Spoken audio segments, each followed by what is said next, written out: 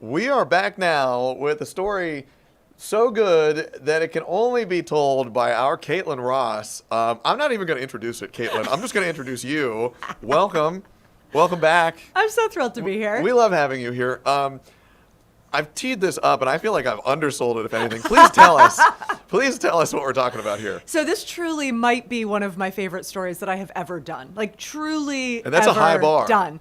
It is a high bar to clear, but believe me, they pole vaulted over this bar. Because this is the most joyful thing you're going to see all day. So it's called the Storybook Dog Bus. And it is a little chariot in Cherokee County that drives around picking up dogs and taking them around town. No, come on. Check it out. Look at these guys. They're so cute. So they all have seat belts. Is that you in the back there? That's me in the back. Yep. I got right on the bus. I got right on that Incredible. bus. It was so much fun. So she started it because she has an animal rescue and she wanted to bring more attention to the animal rescue. So she thought, this bus is cruising around town. People can see these dogs. They can relate to them. She knew people were going to like it. Into it. Right? Yeah, they do. They get a little, good time out they get a there. little into it. She knew people were going to like it, but people love it. They are famous. She calls them the paparazzi. People will follow the paparazzi. People will follow the dog bus around. It is just phenomenal. Those look like pretty comfy, at least in the back there. That I don't know if that's like the king or queen dog in the back, but she's got the bed and the pillows there. Everybody else is sitting up where I used to have to sit in the bus. Those right up front, so they can vinyl get seats. eye on you. Yeah, I was a middle of the bus guy. I wanted to sit in the back, but I was not. I wasn't cool enough to make it back there. Kaitlyn, as I try to pry my eyes away from just watching that footage, because anytime you see a dog as cute as that on the screen, you want to watch them. But this bus is just rolling around, picking up the dog. Is it like a doggy daycare operation? Yes, great question. So the bus itself really kind of serves as a doggy daycare, but she takes them to her farm. So she has this massive 8-acre rescue, and she's got everything from dogs, cats, a lizard, squirrels, goats, pigs. She has all of the animals. This is a good place to hang out. This is fun. It's super fun and super fun for the dogs. And so she picks them all up and then she brings them to this sanctuary where they get to run free on the farm. They have so much fun. They get to interact with all of the other animals.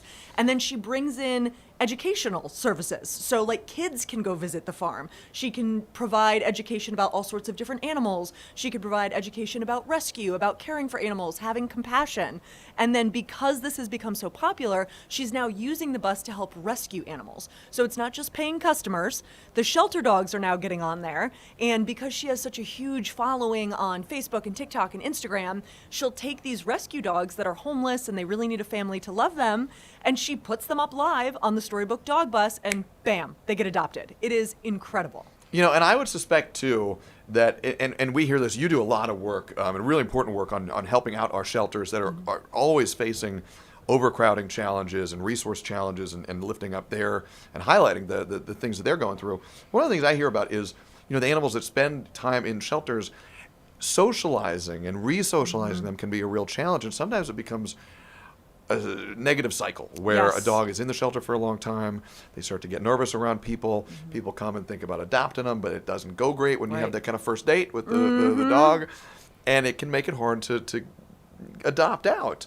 I would imagine if a shelter dog gets to hang out on this farm, gets to go on the bus, be around other dogs, be around other animals, be around other people, that could really help them be more adoptable, be more healthy, be more happy, be more well socialized. Exactly right. So these dogs not only socialize with other dogs, they are socializing with people in the community. So as you park the dog bus in downtown Woodstock, people hoard over to the bus. They want to take pictures with the bus. They want to pet the dogs. They want to meet the dogs. So it's giving these shelter pups a real opportunity, not just to get out in the community and get socialized, but to meet people face to face in an environment that's not the shelter. Because Zach, you hit it on the head there. When you meet a dog in a kennel, that's a scary environment. It's loud. It's overwhelming. They're cold and shaking. And that's not an easy thing to picture that dog in your house when the dog is in a cage. When you see a dog out in the community, maybe they're at the the patio of a restaurant or they're in this bus, it's like then you start to think, okay, this dog could be in my car. This dog could be on my patio. You're seeing them in an environment that's just so much warmer. It's so much more friendly. And this has been massively successful.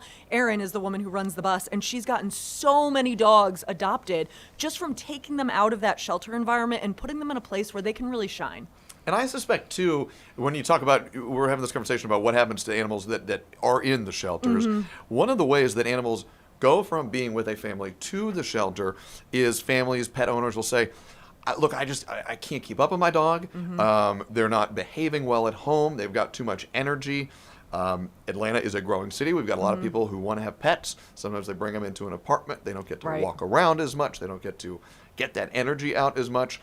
I would suspect a program like this, too, would be a great avenue to get that pooch outside, burn off that energy, and help them kind of be better at home. I mean, I remember growing up, we had a Dalmatian, and she was the best, right? But she was a stray. And we took her in, we adopted her, and when we did, best dog ever. Amber was... my mom's probably watching right now. Amber was the best. Just a saint of an animal. But when we got a Dalmatian, it was right after 101 Dalmatians came out. We were very excited. But I remember people saying, ooh, they can be mean. Ooh, they can be tough animals. And we were like, I don't get that. Amber's great. We made sure that she had space to run. And boy, did she run. And when she didn't get to run, she chewed through all the furniture. So she got to run some more. I would suspect, and that's a long way of saying, the dog bus is a way for other animals to get that energy out too. Yes, because they go to the farm and they go on all these field trips and they do get to run and it's so exciting. And she says they get out to this 8-acre farm and they just shoom, they take off. And because it's all the way fenced, they have that opportunity, that freedom to really run around. And to your point about this being popular, she has a wait list that is like dogs and dogs and dogs and dogs long. She's got to get a bigger bus. She needs a bigger bus. So she drives, I think she told me 8 different shifts of dogs right now. And she said she could fill like 3 buses with how long her wait list is because it's so popular. She got the idea from a dog bus in Alaska, which also would be awesome to see the dogs bounding through the snow. But she... Maybe your next assignment. Right? I'm going to Alaska! Yeah, we'll fly you out to Alaska. Yeah, perfect. I think they'll approve that. But so she saw the success that dog bus had in Alaska, and she thought, gosh, this is so popular. I'm sure this could really help rescue animals and bring that attention. And it became so popular so fast that she can't take any more dogs on the bus. And even the dogs that are on the bus, they now have to go in shifts because she can't take all of the dogs at the same time. And I did think this was hilarious. She has a little dog bus route and a big dog bus route. So the big dogs are all paired up together, and then the little dogs are all paired up together. And she says the personalities are very different. So she syncs them up by personality, but she says the little dogs are the divas. And the big dogs are like, all right, we're here, we're having fun. They're sticking their head out the window. The wind is in their fur, the sunshine in their face. And the little dogs are like, I want service, lady. There's a lesson in there somewhere about our pets and about our people. And we learn from each other. Kaitlyn, it's not just the dog bus, although it's funny in TV, you always say, you don't want to keep seeing the same video. We could have looped that video over and over and over dogs again. There, over and over and over. I was watching, and I was paying attention to you, of course, but I was, that's my favorite. Oh, there's the one in the back. That's so cute. But we were also gearing up for we were talking about the Super Bowl, obviously, and the halftime show of Bad Bunny, and it's all right here on 11 Alive. The Puppy Bowl is also coming up. The Puppy Bowl is coming. This is right up, and you're a great sports fan too, so I don't want to say like, hey, you're the Puppy Bowl person. No, I'm happy to be the Puppy Bowl person. But this is right up your alley. That's a title I will take. That's a good title. It really is. So the Puppy Bowl is coming. It is an incredible event, and they spotlight rescue dogs. They spotlight fosters, and this is so important because, like you were talking about, Zach, there is such a need for rescues and fosters and adoptions here in Georgia. The shelters are all super overcrowded. So this incredible effort spotlights those dogs that so desperately need a home. And there's this rescue here in Georgia called Bosley's Place. They take in puppies that have been abandoned. So like truly the saddest, tiniest violin music you can play. It's like they will just rip your heart out. So she takes all of these dogs in, and every year she applies them to be in the Puppy Bowl. This year, she got RuPaul into the Puppy Bowl. No. RuPaul is in the Puppy Bowl. And RuPaul actually came to the studio, which is amazing. Incredible. And that's a VIP visit. Right, a VIP visit for sure. She also brought some newborn pups, which was really sweet. I bottle fed a pup. Kaitlyn, I would never say that you have a better job than me because I love my job, and you have earned every day you spend with these these wonderful animals. And you know, you do it so well. Thank you. We have, I think we've got a video of Yes. RuPaul. RuPaul is a star. We've Just got to wait. see this. She was found in a box on the side of the road, just hours old. Now, she's headed to the Puppy Bowl. Bosley's Place, a Georgia-based rescue known for saving the most vulnerable puppies, is celebrating this huge news. Beanie is going to appear in the Puppy Bowl on Super Bowl Sunday starting at 1 p.m. Beanie's life began in crisis. She and her siblings were discovered abandoned in a box an hour and a half away from Bosley's Place. Clayton County Animal Control reached out immediately, knowing that this is the type of pup that Bosley's cares for. And Beanie didn't just survive, she thrived. She was later adopted by a local family, and now she is ready for the big stage. Since it began, the Puppy Bowl has spotlighted shelter and rescue animals, encouraging adoption and showing what's possible when animals are given a second chance. From a box on the side of the road to the biggest stage in sports, Beanie's journey is written in real time, and a proud moment for Bosley's Place and Georgia pups everywhere. Well, if that's not a story everybody can get behind, I do not know what is. You know, Kaitlyn, obviously they're adorable. They're deserving of homes and loving families, and God knows you learn so much from your animal, just like, you know, they pick up from you. You know, but you spend so much time in this kind of space. The overlooked, the underserved, the folks who deserve to have their stories elevated, that lift our hearts up, and sometimes they don't get the spotlight always. You do the hard work of making sure these people and these pets are heard from.